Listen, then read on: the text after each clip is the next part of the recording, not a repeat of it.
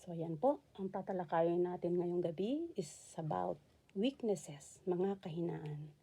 Ayan po, bago ako magtuloy, manalangin po muna ako. Hallelujah, Jesus. Hallelujah. Ama naming Diyos na banal at makapangyarihan sa lahat.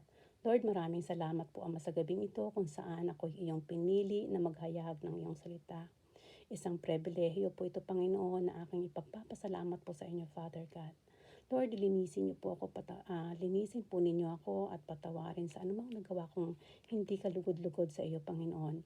At ako po'y lubos na nagpapakumbaba sa iyong harapan, Panginoon. Give me knowledge and wisdom na kung papaano ko ipaparating sa kanila ang iyong mensahe at tanging kalooban niyo lamang po ang mamutawi sa aking mga labi at gamitin niyo po ako na maging daluyan ng iyong salita, Father God. Sa iyo lamang po at papurit pasasalamat sa tanging pangalan ng iyong anak na si Jesus. Amen. Ayan, sa ating tatalakayin na weaknesses or mga kahinaan. Minsan kahit po ako napapatanong kung bakit nakakaranas ang tao ng kahinaan or bakit may mga kahinaan tayong taglay. Tulad na lang ng mga napagdaanan ko nitong nakaraang linggo, nagsulputan po talaga yung aking mga kahinaan. Ngunit dahil sa mga kahinaang ito, lalo po akong napalapit sa Panginoon. Kaya siguro sa mga katanungan ko, na posibleng mga katanungan din ng iba sa inyo ay dito po ako dinala sa talinghaga ng aklat ng Mateo, chapter 13, verse 24 to 30.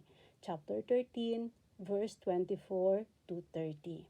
Ayan po, babasahin ko po. Nagsalaysay muli si Jesus sa kanila ng isa pang talinghaga. Sinabi niya, ang kaharian ng langit ay katulad ng isang taong naghasik ng mabuting binhi sa kanyang bukid.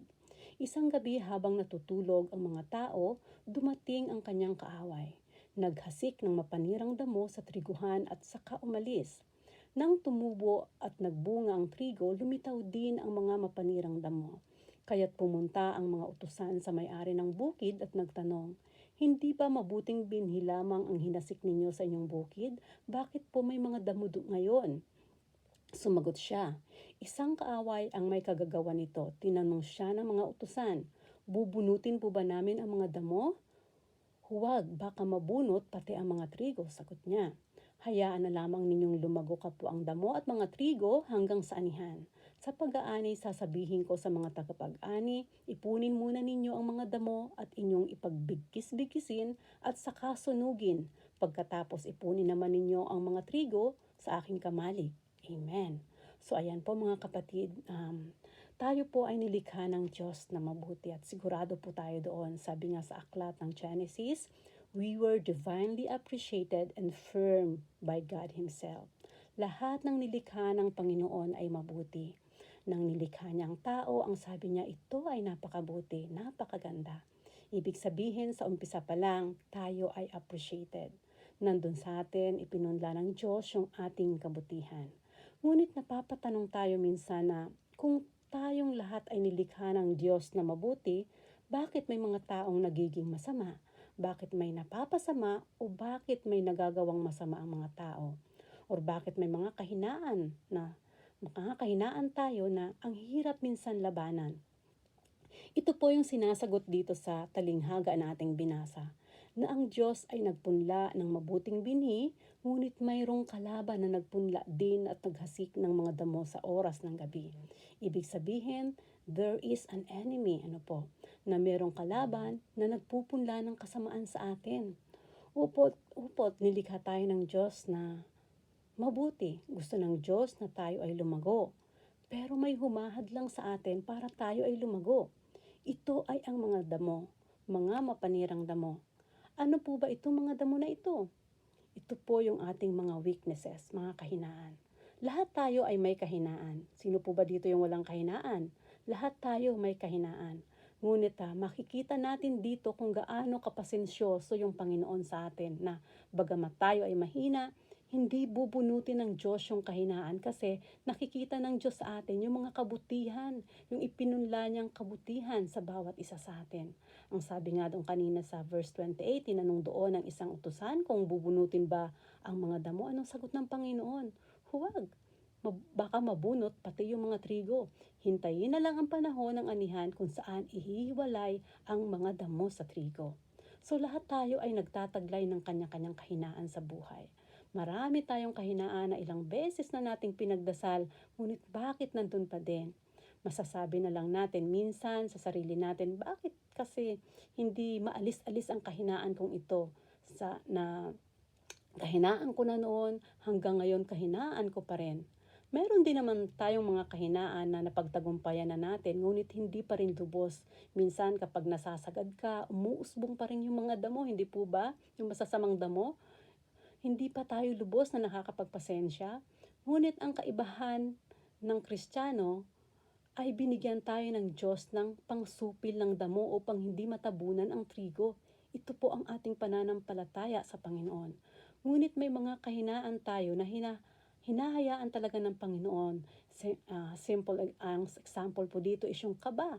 Lalo na kapag tayo tatayo sa harapan, ako, hindi po talaga mawala ang kaba. Isa rin po yan sa isang kahinaan din natin na kapag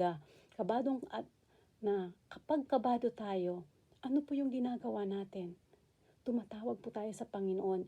Ito po kasi yung nais ng Panginoon, yung hindi tayo makalimot sa Kanya, yung lagi po tayong connected sa Kanya.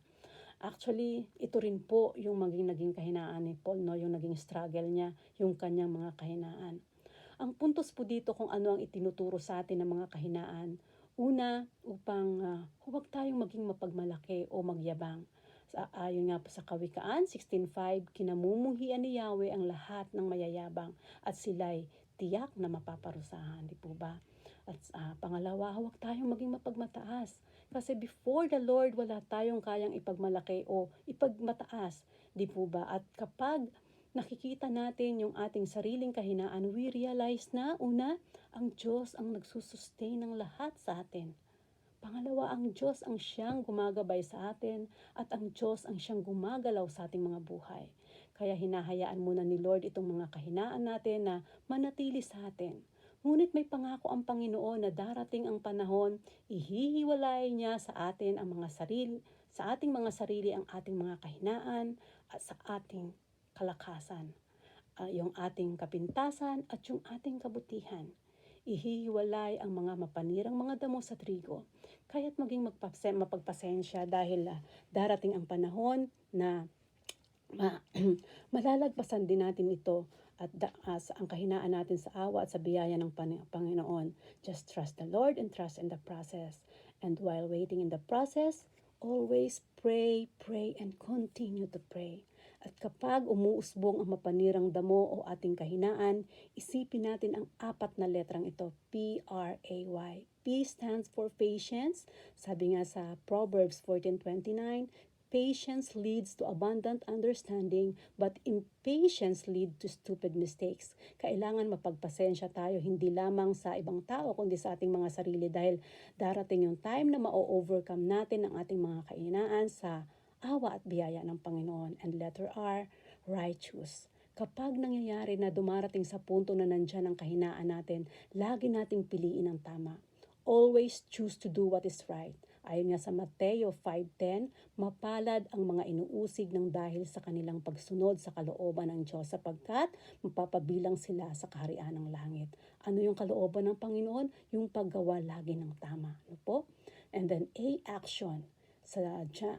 According to John, 1 John 3:18, dear children, let us not live with words or tongue, but with action and in truth.